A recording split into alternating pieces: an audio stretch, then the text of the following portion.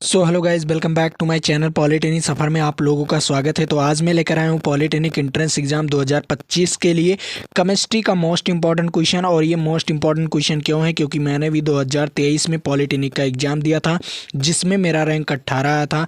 और मैं UP polytechnic का सबसे नंबर 1 पॉलिटेक्निक जीपीएल में पढ़ रहा हूँ, गवर्नमेंट पॉलिटेक्निक लखनऊ। तो अगर आप भी ऐसे टॉप के कॉलेज में पढ़ना चाहते हैं तो हमारे इस वीडियो को देख कर ज़रूर से जाइएगा। और ऑलरेडी मैंने बहुत सारे वीडियोज़ अपलोड कर दिया हूँ, अगर उन वीडियोज़ को नहीं देखे हो तो जाकर देख लीजिए। वहाँ पर आप लोगों को नीचे डिस्क्रिप्शन बॉक्स में लिंक दिया हुआ है प्लेलिस्ट का, वहाँ पर आपको बहुत वीडियोज़ मिल जाएंगी। ठीक है, तो जाइए और तुरंत उन वीडियोज़ को देखिए। तो चलिए, आपका ज़्यादा समय नहीं बर्बाद करता हूँ, मैं लेकर चलता हूँ आपको पहले नंबर क्वेश्चन पर। यहाँ पर आ गया है आपके सामने पहला नंबर क्वेश्चन। और पहला नंबर क्वेश्चन क्या कह रहा है, सिंपल है। आवर्त सारणी के जो उद्धृत स्तंभ को क्या कहते हैं, जो उद्र्ग स्तंभ को क्या कहते हैं। स्तंभ क्या होता है, स्तंभ इस प्रकार होता है। ठीक है, ये जो होता है ना, ये आपका स्तंभ होता है। और ये क्या होता है आपका, ये आपका क्या होता है, कॉलम होता है। क्या होता है, कॉलम होता है। ये आपका स्तंभ होता है। ठीक है, ये स्तंभ होगा। ठीक है, और स्तंभ को हम क्या कहते हैं, इस प्रकार जब बना रहता है, कुछ इस प्रकार जब बना रहेगा, ऊपर इस खड़ा रहेगा कोई भी चीज़, खड़ा वाला जो रो होता है, जो खड़ा वाला होता है ना, उसे हम क्या कहते हैं, वर्ग कहते हैं। क्या कहते हैं, वर्ग कहते हैं। ठीक है, उसे हम क्या कहते हैं, वर्ग कहते हैं। आप लोग समझ जाइए कि इस प्रकार जो होता है ना, पीरियोडिक टेबल होता है, कुछ इस प्रकार ऐसे बना होता है। ठीक है, कुछ ऐसे ऐसे ऐसे ऐसे कुछ ऐसे बने होते हैं। ठीक है, कुछ ऐसे बने होते हैं जो ये पीरियोडिक टेबल होता है इस प्रकार का, ऊपर नीचे वाला, वो क्या होता है, उसे हम वर्ग कहते हैं। क्या कहते हैं, वर्ग कहते हैं। ये समझ में आया आप लोगों को। और ये क्वेश्चंस आपको बहुत इंपॉर्टेंट है, क्योंकि ये 2023, 22 और 20 और 16 में ये क्वेश्चन पूछा गया था। बहुत मोस्ट इंपॉर्टेंट क्वेश्चन है। ठीक है, चलिए अगले नंबर क्वेश्चन पर चलता हूँ। अगला नंबर क्वेश्चन भी, लेकिन इसमें आप लोगों को एक और इंपॉर्टेंट बात बता दूँ, आवर्त किसे कहा जाता है। आवर्त इस प्रकार होता है। ठीक है, क्या होता है, आवर्त इस प्रकार होता है। कुछ इस प्रकार लाइनें जो होती है ना आवर्त काल, उसमें आवर्त सारणी में कुछ इस प्रकार लाइनें होती हैं। ठीक है, तो उसे आवर्त कहते हैं। और जो इस प्रकार लाइनें होती हैं उसे वर्ग कहते हैं। उसे क्या कहते हैं, वर्ग कहते हैं। जो इस प्रकार लाइनें होती हैं उसे हम क्या कहते हैं, आवर्त कहते हैं। ये भी आपका मेन पॉइंट था। ठीक है, चलिए अगले नंबर क्वेश्चन पर। अब यहाँ पर क्या कह दिया, यहाँ पर कह रहा है आवर्त सारणी के प्रथम वर्ग के सदस्य जो होते हैं उन्हें हम क्या कहते हैं, उन्हें पहला नंबर आप लोग जान जाइए कि उसे क्षारीय धातु कहते हैं। क्या कहते हैं, क्षारीय धातु कहते हैं। जो प्रथम वर्ग का तत्व होता है उसे क्षारीय धातु कहते हैं। और द्वितीय वर्ग दोनों जो होता है वो क्षारीय धातु होता है। प्रथम वर्ग और द्वितीय वर्ग दोनों क्या होते हैं, क्षारीय धातु होते हैं। आप लोग समझ जाइए। ठीक है, यहाँ पर केवल प्रथम के बारे में पूछा गया है, लेकिन आपसे द्वितीय भी पूछ सकता है, तो वो भी क्षारीय धातु होते हैं। ठीक है, तो इसका राइट आंसर क्या हो जाएगा, इसका राइट आंसर क्षारीय धातु। समझ में आया ये क्वेश्चन, वेरी इंपॉर्टेंट क्वेश्चन है। ठीक है, और अक्रिय गैस क्या होता है, अक्रिय गैस 18वें नंबर वाला जो वर्ग होता है उसमें अक्रिय गैस पाई जाती है। अक्रिय गैस क्यों होता है, क्योंकि ये ना किसी से क्रिया करते हैं और ना किसी में जुड़ते हैं, क्योंकि इनका बॉन्ड क्या होता है, कंप्लीट होता है। जैसे हीलियम, क्या होता है, हीलियम जो होता है ना, इसका बॉन्ड कंप्लीट होता है। मतलब इसमें क्या होता है, इसमें केवल 2 इलेक्ट्रॉन पाए जाते हैं। ठीक है, क्या होते हैं, 2 इलेक्ट्रॉन पाए जाते हैं। हीलियम हो गया आपका, बहुत सारे तत्व हैं जो अक्रिय गैस होते हैं। ठीक है, क्या होते हैं, अक्रिय गैस होते हैं। ठीक, जिनकी कोष्टक कंप्लीट होती हैं। ठीक है, उन्हें क्या कहते हैं, अक्रिय गैस कहते हैं। और अक्रिय गैस 18वें नंबर वाले वर्ग में आते हैं। क्या आते हैं, 18वें नंबर वाले आवर्त सारणी के 18वें नंबर के वर्ग में आते हैं। ठीक है, समझ में आ गया आपको। और तो इसका तो राइट आंसर आपको पता ही चल गया कि क्षारीय धातु होता है। ठीक, चलिए अगले नंबर क्वेश्चन पर चलता हूँ। अगला नंबर क्वेश्चन भी आप लोगों के लिए इंपॉर्टेंट है। तो यहाँ पर क्या होगा, ये क्वेश्चन क्या कह रहा है, ये क्वेश्चन कह रहा है आवर्त सारणी में शून्य समूह का तत्व है। अब आप लोगों को बताना है आवर्त सारणी में शून्य समूह का तत्व कौन कौन सा है। तो मैं आप लोगों को बता दूं, जो आवर्त सारणी में शून्य समूह का तत्व या कि तो 18वें नंबर वर्ग का होगा और 0 उसे हम क्या कहेंगे, शून्य तत्व कहेंगे। क्या, शून्य समूह का तत्व। 18वें नंबर वर्ग वाले को हम शून्य समूह का तत्व भी कहा जाता है। जैसे मान लीजिए हीलियम, हीलियम हो गया आपका। हीलियम में कितने इलेक्ट्रॉन होते हैं, 2 इलेक्ट्रॉन होते हैं। क्या होते हैं, 2 इलेक्ट्रॉन होते हैं। तो उसका जो कक्षक होगा, पहला कक्षक होगा, उसमें 2 इलेक्ट्रॉन भरे जाते हैं, आप लोग जानते ही हो। मान लीजिए ये इलेक्ट्रॉन हो गया आपका, ठीक है, ये इलेक्ट्रॉन हो गया और ये इलेक्ट्रॉन हो गया, ठीक है, ये 2 इलेक्ट्रॉन आपका भर गया। और जो अगला कक्षक होगा, जो ये वाला कक्षक होगा, इसमें 0 होंगे, इसीलिए इसे क्या कहा जाता है, शून्य समूह का तत्व कहा जाता है। क्या कहा जाता है, ये शून्य समूह का तत्व, क्योंकि अगले वाले कक्षक में क्या होगा, 0 इलेक्ट्रॉन होगा। लेकिन अब बहुत सारे बच्चे कहेंगे हाइड्रोजन का बताइए सर, हाइड्रोजन का, चलिए हाइड्रोजन का यहाँ पर कक्षक हो गया और इसमें हाइड्रोजन में कितने इलेक्ट्रॉन होते हैं, 1 इलेक्ट्रॉन होता है। कितना होता है, 1 इलेक्ट्रॉन होता है, ठीक है। तो यहाँ पर मैंने 1 इलेक्ट्रॉन लिख दिया, ठीक है, ये मान लीजिए 1 इलेक्ट्रॉन हो गया। अब 1 इलेक्ट्रॉन जब तक दूसरा कक्षक नहीं भर पाओगे, कब तक, जब तक इसमें 1 इलेक्ट्रॉन ना आ जाए। तो 1 इलेक्ट्रॉन आएगा नहीं, क्योंकि उसमें 1 ही इलेक्ट्रॉन होते हैं, तब तक आपका ये 0 नहीं होगा। क्या होगा, अगला वाला कोष्टक जो होगा वो 0 नहीं होगा, मतलब ये शून्य समूह का तत्व नहीं है। हाइड्रोजन जो है वो शून्य समूह का तत्व नहीं है। अब देख लीजिए यहाँ पर हीलियम आपका राइट आंसर हो जाएगा, क्योंकि ये शून्य समूह का तत्व है। जैसे आप लोग इसका कोष्टक भर देंगे, जो ये कोष्टक होगा ना, ये कोष्टक भर देंगे, पहला वाला कोष्टक, मान लीजिए ये पहला वाला कोष्टक है और इसे आप लोग 1 इलेक्ट्रॉन भर सकते हैं, ठीक है। क्या कर सकते हैं, 1 इलेक्ट्रॉन इसमें भर सकते हैं, ठीक। सिंपल भाषा में मैंने 1 इलेक्ट्रॉन यहाँ पर भर दिया और ये दूसरा इलेक्ट्रॉन भर दिया, ठीक, समझ में आ गया। तो हीलियम जो होगा ये शून्य समूह का तत्व होगा, ठीक, और 18वें वर्ग में आता है, इसका मतलब ये भी शून्य समूह का तत्व हो जाएगा। अब उसके बाद आपको यहाँ पर मैं बता दूँ क्लोरीन, क्लोरीन, लेकिन क्लोरीन अगर एक होता, अकेला होता, तब वो तत्व माना जाता, ठीक है, तब वो तत्व माना जाता। लेकिन क्लोरीन C2 है, क्या Cl2 है, Cl2 ये तत्व नहीं है, ये कि ये यौगिक हो जाएगा। क्या हो जाएगा, ये कि ये यौगिक हो जाएगा, ये तत्व नहीं रहेगा। और CO2 ये भी तत्व नहीं है, ये भी एक यौगिक हो जाएगा, ठीक है। जब अकेले, जैसे हाइड्रोजन अकेले हैं और हीलियम अकेले रहेगा, वैसे क्लोरीन को भी अकेला होना चाहिए, तभी आप लोग इसका जान पाते, ठीक है। तो समझ में आया, इसका राइट आंसर क्या हो जाएगा। और इसका भी कक्षक भरा नहीं होता क्लोरीन का, ठीक है। चलिए अगले नंबर क्वेश्चन पर चलता हूँ। अगला नंबर क्वेश्चन भी आप लोगों के लिए इंपॉर्टेंट है। अब ये क्वेश्चन क्या कह रहा है, इसके बारे में बात करते हैं, ठीक है। यहाँ पर कह रहा है मेथेन में कितने सहसंयोजी आबंध होते हैं। जो मेथेन होता है उसमें कितने सहसंयोजी आबंध होते हैं, इसके बारे में आपको बताना है। बताइए सहसंयोजी आबंध कितने होते हैं। तो मेथेन का पहला नंबर सूत्र आपको आना चाहिए। तो सूत्र क्या होता है मेथेन का, CH4। क्या होता है, CH4।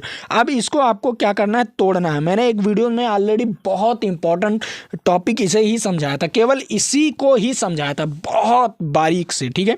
उसके बाद क्या, इसे तोड़ना है। क्या करना है, इसे चित्र में, संरचना में बना देना है, ठीक है। यहाँ पर संरचना में इसका बना दिया, ठीक है।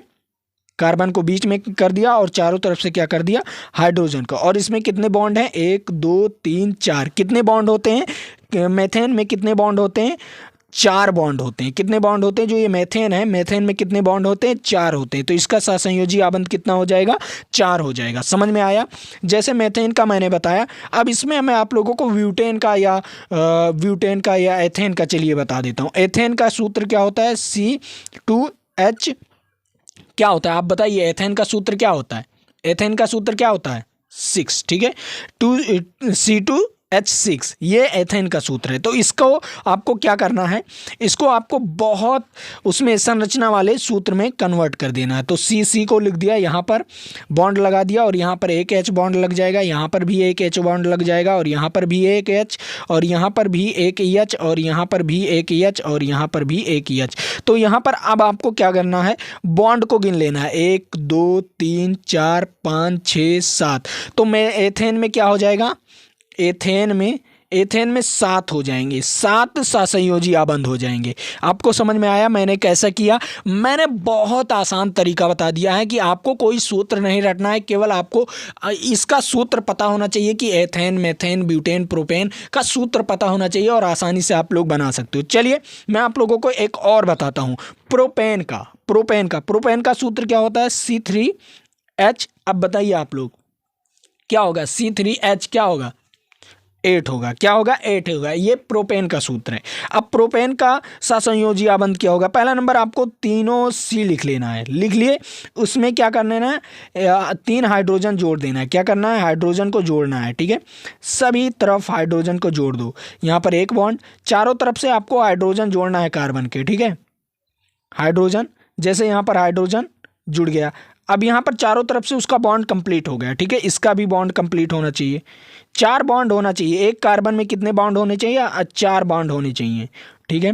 तो यहाँ पर अब देख लीजिए, यहाँ पर आप गिन लीजिए, 1 2 3 4 5 6 7 8 9 और 1 10। 10 बॉन्ड होगा किसमें? प्रोपेन में। किसमें? प्रोपेन में, ठीक। प्रोपेन में कितने बॉन्ड होंगे? 10 बॉन्ड होंगे और 10 सहसंयोजी आबंध होगा। क्या होगा? 10 सहसंयोजी आबंध होगा। यहीं पर आपके सवाल बन जाते हैं, बहुत इंपॉर्टेंट सवाल यहीं पर आपके बन जाते हैं, ठीक है। कितने सहसंयोजी आबंध होंगे? कितने सहसंयोजी? 10, ठीक है। समझ में आ गया? ये क्वेश्चन बहुत इंपॉर्टेंट क्वेश्चन था ये आपके लिए। अब मैं आप लोगों को एक ब्यूटेन का सूत्र देता हूं, उसे बताकर आप लोग बताइएगा, उसे बनाकर आप लोग बताइएगा कि उसमें कितने आबंध होंगे, बताइएगा। चलिए मैं आप लोगों को सूत्र लिख देता हूं, CH4 और उसके बाद 10, ठीक है। इसको आपको बताना है ब्यूटेन का। क्या होगा? ब्यूटेन का, ब्यूटेन, ठीक। ब्यूटेन का आपको बताना है कि इसमें सहसंयोजी आबंध कितना होगा, ठीक है। ये मैं आप लोगों को होमवर्क दे रहा हूँ, ठीक है। C4H10, क्योंकि मैंने आपको बता दिया है, अब आपको लगाना है। आपको भी जब आप लगाओगे ना, तभी आपको समझ में आएगा कि केमिस्ट्री क्या चीज़ है और केमिस्ट्री कितना आसान है। केमिस्ट्री को आसान हम बनाएंगे, ठीक है, साथ में दोनों बनाएंगे, ठीक। चलिए अगले नंबर क्वेश्चन पर चलता हूँ। अगला नंबर क्वेश्चन, यहाँ पर 5वां नंबर क्वेश्चन क्या कह रहा है? 5वां नंबर क्वेश्चन कह रहा है आधुनिक आवर्त सारणी में तत्वों का वर्गीकरण के आधार पर, बताइए किसके आधार पर किया गया? तत्वों का वर्गीकरण किसके आधार पर किया गया है आधुनिक आवर्त सारणी में, ठीक है। बताइए कि इसका राइट आंसर क्या हो जाएगा आधुनिक आवर्त सारणी।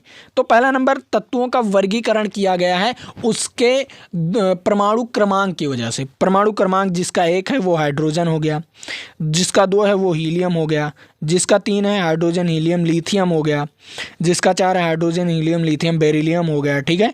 ये आपका हो जाता है, ठीक है। ये समझ में आया? तो किसकी वजह से यहाँ पर किया गया है? जो आधुनिक आवर्त सारणी में तत्वों का वर्गीकरण किसके आधार पर किया गया है? परमाणु संख्या के आधार पर, परमाणु संख्या के आधार पर, ठीक है। किसके? परमाणु संख्या के आधार पर, ठीक। यहाँ पर आपको समझ में आ गया, या परमाणु क्रमांक, और परमाणु क्रमांक बराबर क्या होता है? परमाणु संख्या होती है, ठीक है। समझ में आ गया? परमाणु क्रमांक बराबर परमाणु संख्या, तो परमाणु क्रमांक बराबर परमाणु संख्या, तो इसका राइट आंसर क्या हो जाएगा? डी वाला ऑप्शन। लेकिन अब मैं आप लोगों को बता दूं कि एक इंपॉर्टेंट नोट दे दूं कि आप लोगों को पीडीएफ कहां पर मिलेगा। पीडीएफ आप लोगों को हमारे टेलीग्राम चैनल पर मिलेगा, नीचे डिस्क्रिप्शन बॉक्स में लिंक दिया हुआ है, वहां पर जाकर आप लोग पीडीएफ को डाउनलोड कर लीजिए। और जो भी नोटिफिकेशन आपको हमारे व्हाट्सएप चैनल पर भी मिलता है, तो वहां पर जाकर आप लोग उसे भी ज्वाइन कर लीजिए, व्हाट्सएप को भी और टेलीग्राम को भी ज्वाइन कर लीजिए, क्योंकि टेलीग्राम पर ही पीडीएफ आपको दिया जा रहा है, क्योंकि वहां पर सिक्योरिटी रीजन है, ठीक है। सिक्योरिटी रीजन है, इसलिए वहां पर आपको पीडीएफ दिया जा रहा है, ठीक है। चलिए अब अगले नंबर क्वेश्चन पर चलता हूं, लेकिन उससे पहले बता दूं ये क्वेश्चन कितना इंपॉर्टेंट था आपके लिए, ठीक है। ये 4 सालों से ये क्वेश्चन पूछा गया था। चलिए अगले नंबर क्वेश्चन पर आ गया आपके सामने 6ठा नंबर क्वेश्चन। और 6ठा नंबर क्वेश्चन क्या कह रहा है, इसके बारे में बात करते हैं। क्या कह रहा है? अमोनिया के अणु में नाइट्रोजन और एवं हाइड्रोजन के परमाणु संख्या का अनुपात क्या होता है? नाइट्रोजन और हाइड्रोजन, जो अमोनिया होता है, अमोनिया का सूत्र क्या होता है? अगर सूत्र आप लोग जान जाओ अमोनिया का, तो आप लोग बता दोगे कि नाइट्रोजन कितना होता है, हाइड्रोजन कितना होता है। तो अमोनिया का सूत्र होता है NH3। क्या होता है? NH3। अब बताओ नाइट्रोजन कितना है और हाइड्रोजन कितना है? नाइट्रोजन 1 है। क्या है? नाइट्रोजन 1 है। और हाइड्रोजन कितना है? 3 है। और दोनों का अनुपात बताना था, 1:3। अब बताओ क्या इसमें क्या लॉजिक था? सूत्र पता होना चाहिए था। एमोनिया पूछ लिया, एमोनिया का जिस बच्चे को सूत्र नहीं पता होगा वो नहीं लगा पाएगा, लेकिन आपको हम बता रहे हैं ना, हम बता रहे हैं मतलब आपको सूत्र पता है। तो एमोनिया का सूत्र क्या होता है? HN क्या होता है? क्या होता है आप लोग बताइए? NH3, ठीक है। सॉरी, मैंने HNO3 कहने वाला था, लेकिन यहाँ पर क्या होता है? एमोनिया का सूत्र होता है NH3, ठीक है। समझ में आया? NH3 समझ में आया ये क्वेश्चन? तो इसका राइट आंसर क्या हो जाएगा? सी वाला ऑप्शन हो जाएगा। ठीक है, क्या हो जाएगा? सी वाला ऑप्शन हो जाएगा। अब जो मैं आप लोगों को बता रहा था HNO3 क्या होता है? HNO3 जो मैंने आपको मुंह से निकल गया। अब ये जो होता है एक अम्ल होता है। क्या होता है? ये अम्ल होता है। अब ये बताओ इसमें नाइट्रोजन कितना है और हाइड्रोजन कितना है और ऑक्सीजन, इन तीनों का ऑप्शन मतलब वो बताइए। हाइड्रोजन, नाइट्रोजन और उसके बाद ऑक्सीजन का अनुपात बताइए। आप लोग कमेंट करके बताइए क्या होगा इसमें। बहुत इंपॉर्टेंट है, फिर से लिख दे रहा हूँ HNO3। इसमें आपको बताना है हाइड्रोजन, नाइट्रोजन और ऑक्सीजन का अनुपात। तो सिंपल, हाइड्रोजन कितना है? हाइड्रोजन कितना है? 1 है। उसके बाद नाइट्रोजन कितना है? 1 है। उसके बाद क्या है? ऑक्सीजन आपका 3 है। तो यहाँ पर जो ऑप्शन होता है 1 1 3। ठीक है, क्या होता है? 1 1 3। तो वो क्या हो जाता है आपका अम्ल का ये जो अम्ल है ना इसका हो जाता अनुपात। ठीक है, उन परमाणुओं के अनुपात हो जाते हैं। ठीक है, ऐसे निकालना है आपको। मैंने आपको सूत्र भी बता दिया और कुछ सूत्र आपको बताना चाहता था। ठीक है, अब बताइए आप लोग NaCl का बता दीजिए। यहाँ पर NaCl का भी बहुत बार पूछा गया है। NaCl का क्या होता है? Na भी 1 है। क्या है? Na भी 1 है तो 1 और Cl भी 1 है तो 1। ठीक है, तो क्या हो गया आपका? NaCl का हो गया आपका अनुपात। ठीक है, Na और Cl का अनुपात हो गया। ठीक है, चलिए इतना तो समझ में आया। तो अब आप लोगों को बताना है क्या बताना है? NaOH। तो इसमें आपको किसका किसका बताना है? यहाँ पर देख लीजिए, Na का बताना है, O का बताना है, H का, तीनों का साथ में बताना है। तो आप लोग इसे होमवर्क में दे रहा हूँ, इसे आप लोगों को कमेंट बॉक्स में बताना है कि इसका राइट आंसर क्या होगा। ठीक है, चलिए अगले नंबर क्वेश्चन पर चलता हूँ। अगला नंबर क्वेश्चन भी आप लोगों के लिए इंपॉर्टेंट है। अब यहाँ पर आपको बताना है इसका राइट आंसर। इसका राइट आंसर क्या हो जाएगा? लोहे की परमाणु संख्या क्या होती है? जो लोहा होता है Fe होता है। क्या होता है? Fe किस परमाणु क्रमांक पर आता है? बताइए, Fe किस परमाणु क्रमांक पर आता है? तो Fe क्या होता है? 26 पर आता है। किस पर आता है? 26 पर आता है। इसे भी याद कर लीजिएगा क्योंकि मोस्ट इंपॉर्टेंट है। ठीक है, और मैं एक पीरियोडिक टेबल का वीडियो लाने वाला हूं बहुत जल्द। तो अगर उस वीडियो को नहीं देखोगे तो आप लोग पछताओगे और आप लोगों को जो 100 पूरा जितने तत्व हैं आपके पीरियोडिक टेबल में, जितने तत्व हैं, मैं आप लोगों को ट्रिक से याद करवाने वाला हूँ और आसानी से आपको याद हो जाएगा और नंबरिंग के साथ याद हो जाएगा। ठीक है, तो उस वीडियो को मिस मत कीजिएगा, जरूर से जरूर देखिएगा। और मैं बहुत हाई लेवल और हाई एजुकेशन आपको देने वाला हूं पॉलिटेक्निक एंट्रेंस एग्जाम के लिए। ठीक है, तो जरूर से जुड़िए क्योंकि मैं भी अपने ही ट्रिक से पढ़कर गया था और मेरा रैंक 18 आ गया था और मैं यूपी का सबसे टॉप कॉलेज में पढ़ रहा हूं। ठीक है, चलिए अगले नंबर क्वेश्चन पर। अब यहां पर आ गया 8वां नंबर क्वेश्चन। 8वां नंबर क्वेश्चन क्या कह रहा है? सिंपल है, आधुनिक आवर्त सारणी में वर्गों की संख्या, आप बताइए वर्गों की संख्या कितनी होती है? आधुनिक आवर्त सारणी में वर्गों की संख्या कितनी होती है और आवर्तों की संख्या कितनी होती है, ये बताना है आपको। वर्गों की संख्या का मतलब ऊर्ध्वाधर स्तंभ या समूहों की संख्या, वर्गों की संख्या का मतलब ऊर्ध्वाधर जो होता है, ऊर्ध्वाधर मैंने बताया था ना, ऐसे जो रहते हैं। ठीक है, ये कितनी संख्याएं होती हैं? तो 1 से 18 तक होती हैं। क्या होती हैं? 1 से लेकर 18 तक होती हैं। तो इसका राइट आंसर क्या हो जाएगा? 18 हो जाएगा। ठीक है, क्या हो जाएगा? 18 हो जाएगा। तो यहाँ पर ये चीज़ समझ में आया, 1 से लेकर 18 हो जाता है वर्गों की संख्या। अब बताइए आवर्तों की संख्या क्या होगी? मतलब वहाँ पर वर्गों की संख्या तो आपको पता चल गया, लेकिन आवर्तों की संख्या क्या होगी? आवर्तों की संख्या 7 होंगी गाइस। कितनी होंगी? 7 होंगी, क्योंकि यहाँ से 1 से शुरू होता है 7 पर। ठीक है, तो आवर्तों की संख्या कितनी हो जाएंगी? 7 और वर्गों की संख्या कितनी हो जाएगी? 18। ठीक है, समझ में आया।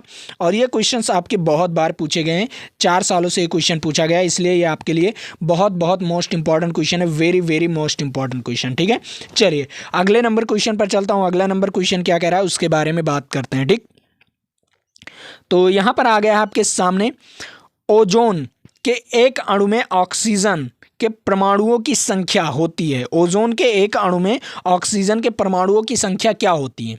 आपको बताना है ओजोन के एक अणु में ऑक्सीजन के परमाणुओं की संख्या क्या होती है। तो ऑक्सीजन O और यहाँ पर क्या होता है ओजोन का सूत्र O3, क्या होता है O3 इज राइट आंसर, क्या होगा O3 इसका राइट आंसर होता है ओजोन का सूत्र। अब बताइए ऑक्सीजन के परमाणुओं की संख्या कितनी होगी, 3 परमाणु होंगे, कितने परमाणु होंगे, 3 परमाणु होंगे, तो इसका राइट आंसर क्या हो जाएगा, इसका राइट आंसर 3 हो जाएगा। ठीक है, समझ में आया।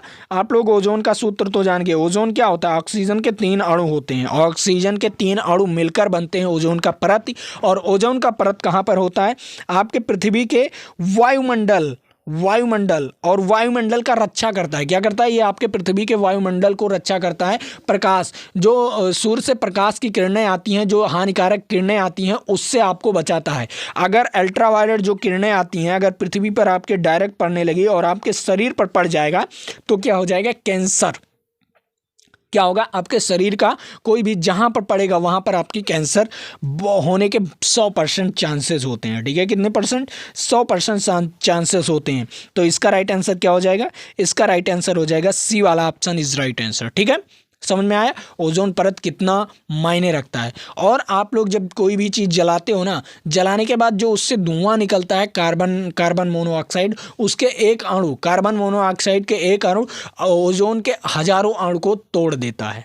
इसलिए जो ओजोन परत में छेद होने लगा, क्या होने लगा, ओजोन परत में छेद होने लगेगा और हम लोगों की मृत्यु पास आने लगी है। ठीक है, तो आप लोग अपने आसपास की स्वच्छता, वायुमंडल को स्वच्छ रखिए सभी लोग, मैं आप लोगों को ये कहूँगा। ठीक है, चलिए अगले नंबर क्वेश्चन पर चलता हूँ, वहाँ पर आप लोगों को बताया जा रहा है। अब देख लीजिए यहाँ पर क्या कह रहा है, आवर्त सारणी में कितने आवर्त होते हैं। अब यहाँ पर देख लीजिए जो 36 होते हैं, जो 36 इस प्रकार होते हैं। ठीक है, आवर्त सारणी में जो कितने आवर्त होते हैं। अब यहाँ पर आवर्तों की संख्या पूछ लिया ना, मैंने वहाँ पर ऑलरेडी बता दिया था इस क्वेश्चन का उत्तर कितने होते हैं, 7 होते हैं। कितने होते हैं, 7 होते हैं, मैंने आपको ऑलरेडी बता भी दिया था और आप लोग लगा भी लिए होंगे इसे। और देख लीजिए पूछा गया है कि नहीं, पूछा गया है क्वेश्चन की नहीं, बहुत इंपॉर्टेंट क्वेश्चन है आपके लिए। ठीक है, चलिए अगले नंबर क्वेश्चन पर चलता हूँ। अगला नंबर क्वेश्चन क्या कह रहा है उसके बारे में बात करते हैं। तो आपके सामने आ गया हीलियम कैसा तत्व है, जो हीलियम है वो कैसा तत्व है इसके बारे में बताइए। हीलियम मैंने आपको बताया ना, अक्रिय गैस। क्या है, अक्रिय गैस। जो हीलियम होता है वो 18वें नंबर वाले वर्ग में आते हैं और वो 18वें वाले वर्ग में आने वाला कोई भी तत्व क्या होगा, अक्रिय होगा। क्या होगा, अक्रिय होगा, ना किसी से क्रिया और ना किसी से प्रिया। ठीक है, तो क्या होगा यहाँ पर, अक्रिय होगा। ठीक है, प्यार मोहब्बत ये नहीं करता। ठीक है, 18वें वर्ग वाले तत्व वाला क्या होता है, प्यार मोहब्बत से बहुत दूर रहता है। ठीक है, क्योंकि इसका ब्रेकअप हो गया है। ठीक, इसे कोई पसंद नहीं कर रहा, आप इंजीनियर बनोगे आपको कोई पसंद नहीं करेगा। ठीक है, तो यहाँ पर इसका राइट आंसर क्या हो जाएगा, इसका राइट आंसर हो जाएगा ए वाला ऑप्शन इज राइट आंसर। ठीक है, समझ में आया। क्या आप लोग इंजीनियर बनोगे ना, हाई लेवल का इंजीनियर बनिए गाइस, और अगर अच्छे से पढ़ाई करोगे नौकरी लग जाएगी तो छोकरी मिलना ज़रूरी है। ठीक है, जब नौकरी मिलेगी तो छोकरी अपने आप आ जाएंगी। ठीक है, समझ में आया। इसका राइट आंसर क्या हो जाएगा, ए वाला ऑप्शन इज राइट आंसर। ठीक, यहाँ पर देख लीजिए क्वेश्चन कितनी बार पूछा गया है, 2020 और 16 में ये क्वेश्चन पूछा गया है। ठीक, चलिए अगले नंबर क्वेश्चन पर यहाँ पर क्या कह रहा है, आवर्त सारणी में कितने आवर्त हैं, आवर्त सारणी में कितने आवर्त हैं इसके बारे में आप लोगों को बताना है। ठीक है, बताइए आवर्त सारणी में कितने आवर्त हैं इसके बारे में आप लोगों को बताना है। कितने आवर्त हैं, आवर्त हैं 7। कितने आवर्त हैं, आवर्त होते हैं 7। और वर्ग कितने होते हैं, वर्ग कितने होते हैं आप लोग बताइए, वर्ग कितने होते हैं, 18 होते हैं। आवर्त कितने होते हैं, 7 होते हैं। वर्ग कितने होते हैं, 18 होते हैं। ठीक है, समझ में आया क्वेश्चन, बेहतरीन ढंग से आपको ये क्वेश्चन समझ में आया होगा। और अब मैं आप लोगों को एक सवाल देता हूं आपको HW लगाने के लिए, और नीचे डिस्क्रिप्शन बॉक्स में आपको एक लिंक मिलेगा। वो कौन सा लिंक होगा, टेलीग्राम का लिंक। किसका लिंक होगा, टेलीग्राम का लिंक, जहां पर इसका PDF आपको मिलेगा और ये PDF बिल्कुल फ्री ऑफ कॉस्ट मिलेगा। तो जाकर ज्वाइन कर लीजिए, डिस्क्रिप्शन बॉक्स में लिंक दिया हुआ है, वहां से ज्वाइन करके आप लोग फ्री में PDF को पढ़िए। और मैं अगला क्वेश्चन दे रहा हूँ आपके लिए, इस क्वेश्चन का जवाब आप लोगों को बताना है। ये भी आपके लिए मोस्ट इंपॉर्टेंट क्वेश्चन है। यहाँ पर क्या कह रहा है, त्रिक नियम निम्नलिखित में से किसके द्वारा प्रतिपादित किया गया था, इसे आप लोगों को बताना है। ठीक है, आवर्त सारणी में त्रिक नियम एक आया था, तो वो किसने प्रतिपादित किया था उसके बारे में आप लोगों को बताना है। ठीक है, ये क्वेश्चन है आपका, तो आप लोग इस क्वेश्चन को नोट कर लीजिए। तो आज के लिए इतना ही। जय हिंद, जय भारत। फिर मिलेंगे आपके साथ अगले वीडियो में।